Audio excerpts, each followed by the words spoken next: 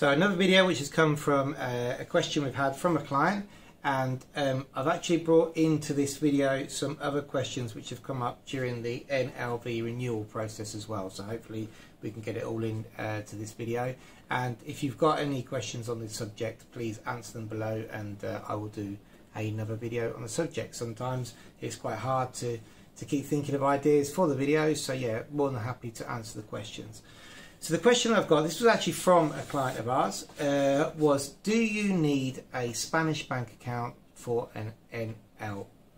Okay, so the answer is no, not for the initial application. So remember, when you're initially applying at the consulate where you're going to apply, you do not need a Spanish bank account, because the consulates really understand that you are in the initial stages of moving to Spain. And generally, when proving your financial assets, the consulates in your various different consulates around the world will understand the local documentation that you are taking to them to prove what your financial stability is. I'm going to tell you a little bit further down the video why that's different for renewals. Okay, so if we focus on, for example, applicants from the UK who are going through Edinburgh, Manchester or London, currently none of them are actually asking for translations of the financial requirements. All right, that's great, because it saves you a bit of money on translations. Those financial requirements could be anything from investment portfolios to bank account statements to P60s, proving pensions, proving you have rental income as passive income. Remember, for a non-lucrative visa, you're not allowed to work, so you can only have either savings or passive income. All right, but generally, when you go to that consulate, they will understand the documents, as I said before, which comes from the country in which you're applying for. So you don't need a Spanish bank account. That's the answer to that question. Now, just to go through a couple of other questions that we've had also from clients and from people on our social media. One of the questions was, well, how do I get a Spanish bank account when I'm in Spain? Look, I always think now we're in the year 2023, and evidently there are so many online options for Spanish bank accounts, isn't there? You can get, and for accounts with IBANs, generally there's a lot of online options, and a lot of the high street accounts are now, banks are now offering online options as well. But I always think, I'm afraid, Spain is a little bit old school. Okay, they do like to see a good stamped document, albeit that we are now moving forward with digital documents where we can verify them using QR and CSV codes. I always think it's a good idea when you get to Spain to have a high street account. You're going to need an account for things like utility bills, for paying your car tax maybe, and I'm also going to tell you now how it's going to relate to your visa renewal application. What's the unfortunate thing about high street accounts? Well, the unfortunate thing is a lot of them have high charges. Now, initially, when you get into Spain with your non-lucrative visa, and you've got your visa and your passport, and you've got proof of where you're going to live, most banks will open you a non-residence account until you've got that visa registered and you have a TIE card in your hand. The problem with the non-residence accounts are that they come with crazy charges. Something else you have to be wary about when you go into the banks is the fact of them trying to sell you an insurance or a product that you really don't want. Because it seems to be, it's quite disgusting actually how sometimes the banks go into this blatant sort of selling mode where you can't have an account unless you have this. All right, so that's certainly, it's normally dealt with on a branch by branch basis. You'll find that a lot of social media groups, like on Facebook, you'll be able to ask there and see what is the best branch in your local area. Doesn't necessarily, here for example on the coast of the Costa del Sol, Sabadell Bank is actually quite big amongst the expat community, but I've known that other banks in other areas have been better. So that's something to watch out for when you are getting your bank account. The charges as a non-resident, and any if they try and sell you any products.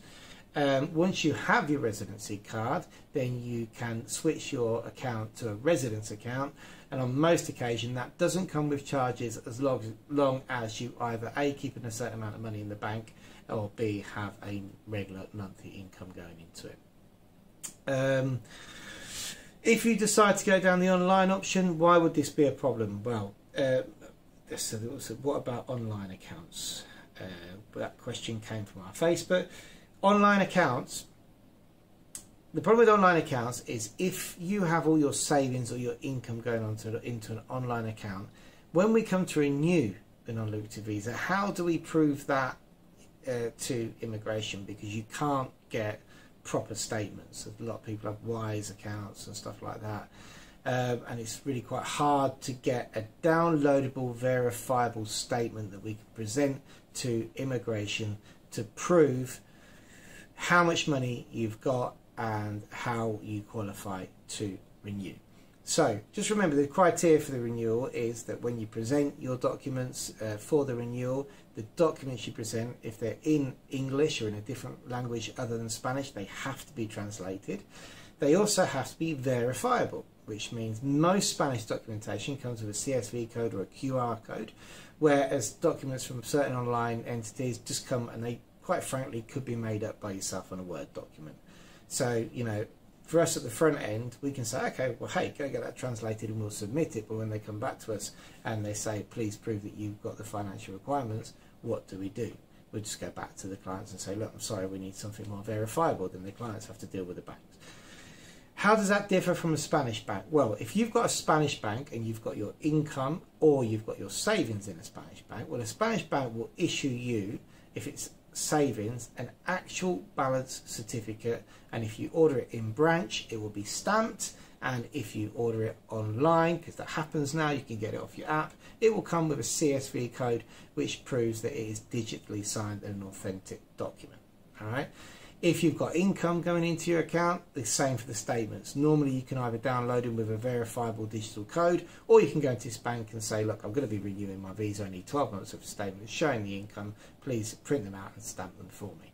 Essentially, having a Spanish bank, when we come to do renewals, if your income or savings are in it, makes our job a lot easier with immigration, because ultimately if we have documents which aren't verifiable, then when we send them in, if they don't accept them, we're going to go back to you and say, hanging about, what can we do with this and what can you get me?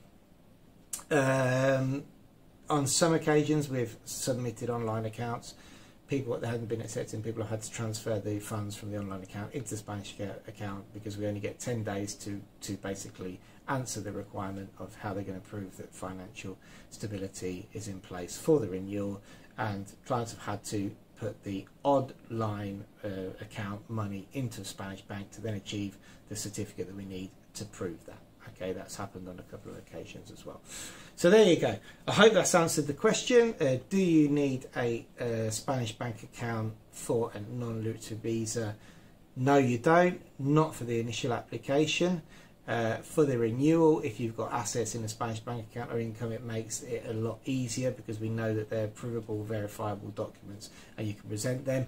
Albeit, I know some people will be watching this and go, no, we used our foreign account and it was absolutely fine. Yes, I'm not saying you can't use assets which aren't held in a foreign entity, but it's a lot easier to use a Spanish one and get the correct documentation. It's a big tick in the box. So yeah, that's it. Thanks for watching. If there's any other questions you've got, please put them in the comments below and we'd be happy to do a video and answer them for you. Thanks for watching.